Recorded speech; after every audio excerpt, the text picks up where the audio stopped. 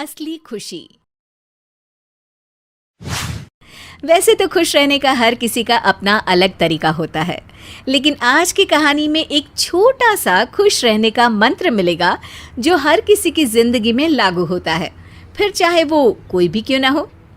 रामलाल ये है कहानी के हीरो, लेकिन काम करते हैं एक ऑफिस में पियून का। क्या बात है रामलाल, काम करना आता ही नहीं तुमको, हमेशा फाइल का हेरफेर कर देते हो। मैं अभी ठीक किए देता हूँ मालिक। और रामलाल हंसता हुआ काम करने लगता है। अरे वो लाल वाली दो मुझे। ये क्या कर रहे हो, मन करता है तुम्हें भगा दो, मुफ्त के पैसे ले रहे हो तुम मुझसे। मालिक ये वाली कहाँ रखूं? मेरे सर पे रख दे, सर पे। कैसी बात करते हैं सर, लीजिए आपकी सारी फाइल्स मैंने ठीक कर दी है। ये बोलकर रामलाल वहाँ से चला जाता है। अगले दिन मोना मैम, जो कि ऑफिस की सेक्रेटरी थी, ओह मेरी साड़ी फंसकर फट गई। उफ, इतनी महंगी साड़ी थी, सब इस रामलाल के कारण हुआ। अरे अंधे हो क्या रामलाल, देख नहीं सकते? अब क्या करूं, मेरी साड़ी ही फट गई। पता है कितने की आती है? तुम पूरे साल भी कमा लो ना तो ये साड़ी नहीं खरीद पाओगी। लाइए मैम, मैं इसे रफू करवा दूंगा। मेरी घरवाली बहुत अच्छी सिलाई कढ़ाई जानती है, ऐसा रफू करेगी कि पता भी नहीं चलेगा कि साड़ी फटी भी थी कहाँ से। अरे वाह जी वाह, पत्नी के गुण बाद में गाना, पहले ये बताओ कि इस साड़ी के पैसे कौन देगा? तभी वहाँ वैभव आ जाता है। अरे मोना मैम, क्यों चीख रही हैं, क्या हो गया? अरे ये साड़ी। और क्या फाड़ डाली इस रामलाल ने, इस निकले हुए लोहे से फंसाकर। अब देखो कैसे बेशर्म की तरह बोल रहा है कि मैं ठीक करके दूंगा। अरे लेकिन ये निकला हुआ लोहा आपको नहीं दिखा? इसमें इसका क्या कसूर है? रामलाल वैभव को देख रहा था। पहली बार उसके लिए किसी ने कुछ अच्छा कहा, वरना ऑफिस में तो हर कोई उसके बारे में ही बातें बनाता रहता। अरे देखा नहीं, मैं काला चश्मा लगाकर आ रही थी, बता तो देता कि मैम यहाँ लोहा निकला है। लेकिन नहीं जी, क्यों बताएं, इनको फुर्सत थोड़ी ना है। ये बोलकर मोना वहाँ से चली जाती है और वैभव देखता है कि रामलाल को कोई फर्क नहीं पड़ा। वो मुस्कुराता हुआ दूसरे काम में लग गया है।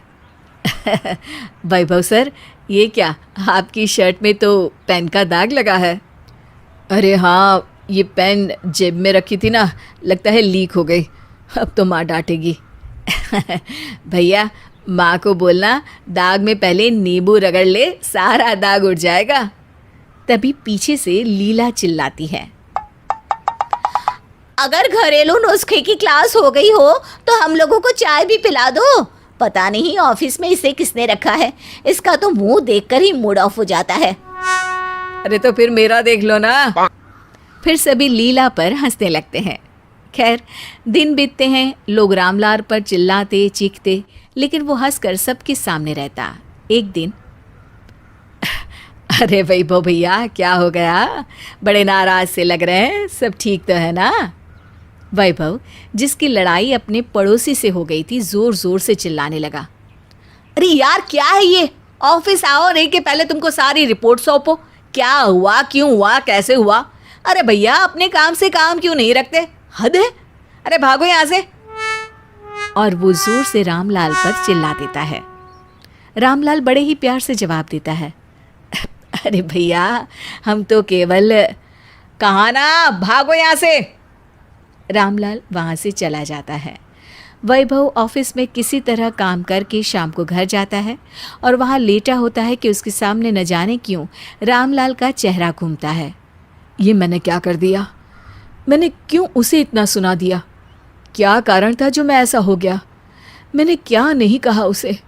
हे भगवान, ये मैंने क्या कर दिया?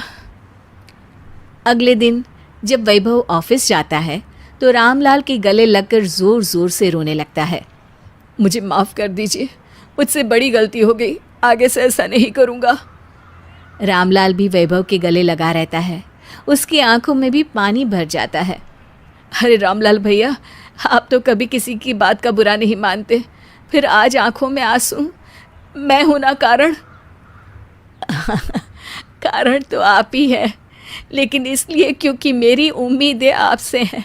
मैं आपसे प्यार करता हूँ, मुझे आपकी फ़िक्र है।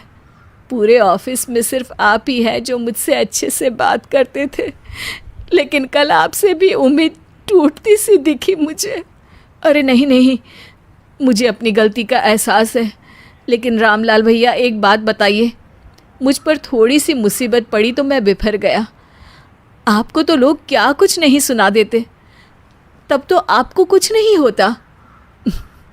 ये तो ज़िंदगी जीने का सीधा फंडा है। जब खुशी नहीं रुकी तो गम की क्या औकात।